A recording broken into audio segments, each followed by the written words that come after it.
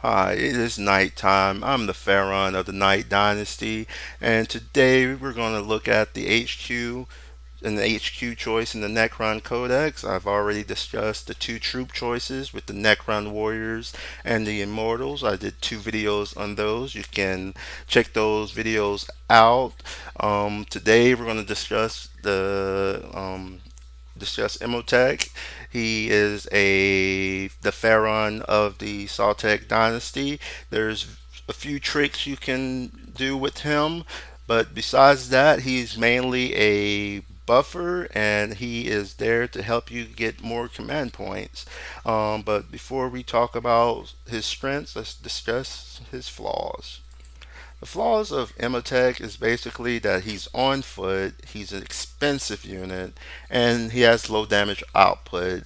Um, he has a 6 inch movement, but he's on foot, so he's slow. He's expensive at 145 points, and he has low damage output because he only has the Staff of Destroyer and the Gauntlet of Fire. Um, But with most Necron HQ choices, they really don't do a lot of damage. They're there for their buffs, and that is what Imotekh offers. So let's get to his strengths. First, his profile. He has a 2+ save and an extra rune, which makes him a little bit more durable. Um, but let's talk about the buffs that he does. Okay, he nets you 4 command points. If you look at it, if you normally would take an overlord and you turn that overlord into a pharaoh, you have to spend 2 command points. But with Imotekh, you don't have to do that, so you get to save 2. And if you make him your warlord, then you automatically gain another 2 on top of that because of his ability. And he also, as a warlord trait, have hyperlogical strategist, which means on every stratagem that you use, you have a 33% chance of being refunded that stratagem. So he's already going to net you 4 command points, and then he's going to give you an opportunity to get your command points back whenever you use them. That is the main strength of Imotekh. He also has he has the staff of destroyer. It's a really good. It is a good weapon. I'm not going to go far and say it's really good, but it's strength 6, -3, 2 damage, so it can hurt intercessors pretty well. It is an assault weapon, so you can run with it. So you can gain a few more inches. It's 18 inches, so if you run, you can maybe get 3, 4 more inches. That may get you into range. Um, and he also has the Lord of the Storm ability, which basically is very similar to one of the Catan's powers. You basically select a unit within 48 inches, and every unit within 6 inches of that model has to you roll a d6, and on a 4 plus, that unit takes d3 mortal wounds. That ability is a little bit underestimated. I'll show you why on the battlefield, why Lord of Storm is actually underestimated. Okay. Um, on the battlefield, this right here is Imotekh, and I basically put him on the battlefield with 2 immortal squads flank to the left and right of him. Just as a reminder, you want to give immortals my will be done, so they're gods blasters, which has an extended range of 18 inches rapid firing, will be able, because of the Saltec dynasty, will be hitting on 2s, and that's mainly what you want to do. You can do the same thing with Necron Gods Flayers if you want, um, to take advantage of his my will be done. Just have him flanked by 2 immortals or 2 core units that can take advantage of his my will be done, and just slowly march him up the field. Um, Now the storm trick that I was discussing, basically what you want to do is you're trying to um, select a model that's 6 inches next to a character, and if you are able to do damage to that character, let's say you do 2 to 3 mortal wounds, you can then deep strike in a large 10-man squad of death marks. And if he's already taken 2 to 3 wounds, the independent character will most likely only have 2 to 3 wounds left. And death marks have sprint 5, -3, damage 1 guns, but they're also, they're capable of causing immortal wounds. So Imotekh combined with the death marks are capable of assassinating characters, depending on if you get that 4+. So that's one thing you can need to look out for with Imotekh. And also another thing I want to point out with his dynasty is that he's part of the Sawtech dynasty, and Sawtech is the best dynasty for Doomsday devices. And when I say Doomsday devices, of course I'm referring to Doomsday Stalkers, Doomsday Arcs, and Doom Scythes. Um, because of methodical destruction, it will allow those units to hit on a 2+.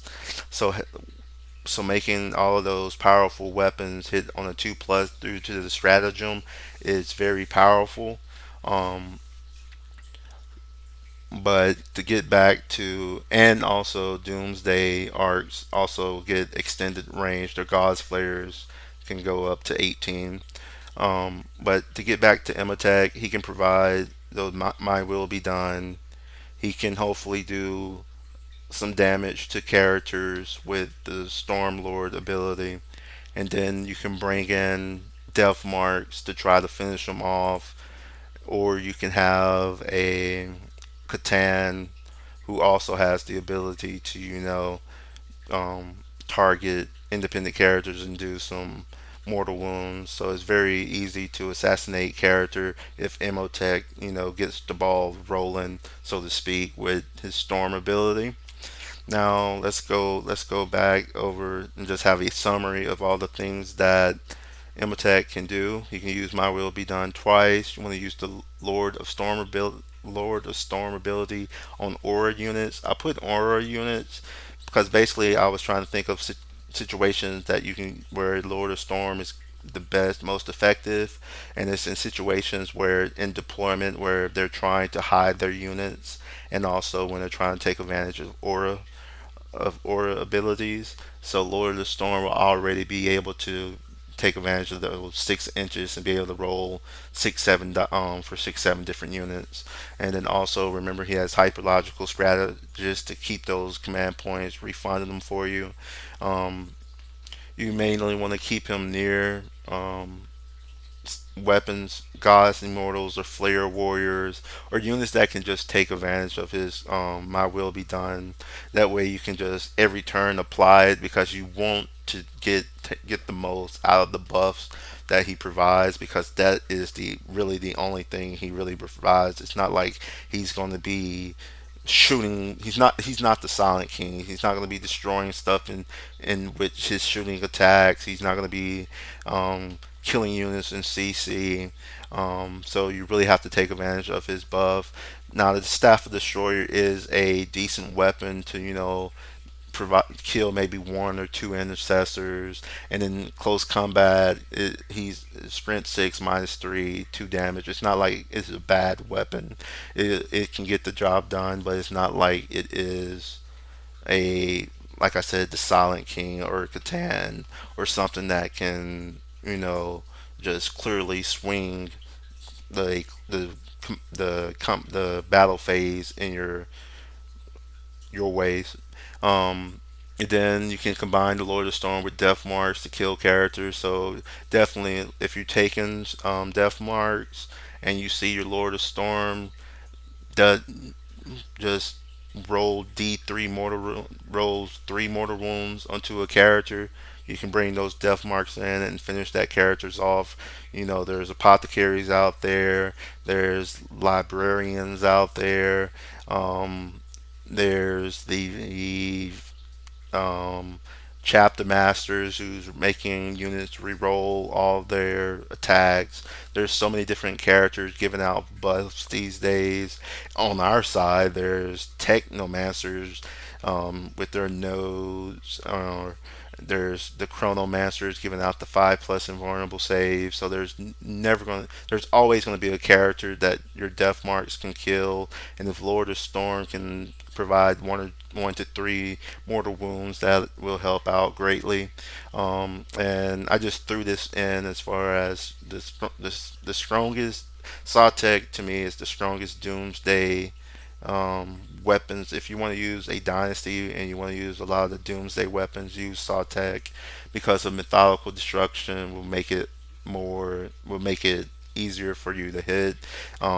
If you use the methodical destruction stratagem to hit on 2 pluses, and you combine that with a triarch walker, you're going to be hitting on 2s, re-rolling 1s with your Doomsday weapons. That is as good as it gets as far as getting the most being making getting the most efficient, making your Doomsday devices as efficient as possible. Doomsday arcs would love that because it's just a really good combo. Also, he's a noble. He helps with providing command protocols. Um, Sawtech's double command protocol. Each dynasty basically, whenever their protocol is activated, both abilities can be used. And with Sawtech, makes the ranges of their auras abilities longer, and also you can disengage and shoot, which is also very powerful. Um, and really, that is the best thing that's far as Sawtech, I mean, as far as Imotekh is concerned, that is his strengths. I hope this video was helpful. Thanks for watching Nighttime. I will continue to put out more and more content. If you like the video, please hit the like button. If you want me to continue to try to put out a video a day, hit that subscribe button, as I am doing my best to make these videos in insightful and entertaining at the same time. Um, I hope you enjoyed this. If you want to have a player who is dedicated to helping all Necron players, including himself, become better, this is the channel for you. Thanks for watching. You can watch the video on Warriors, as it is about the core units. And yeah, have a good night.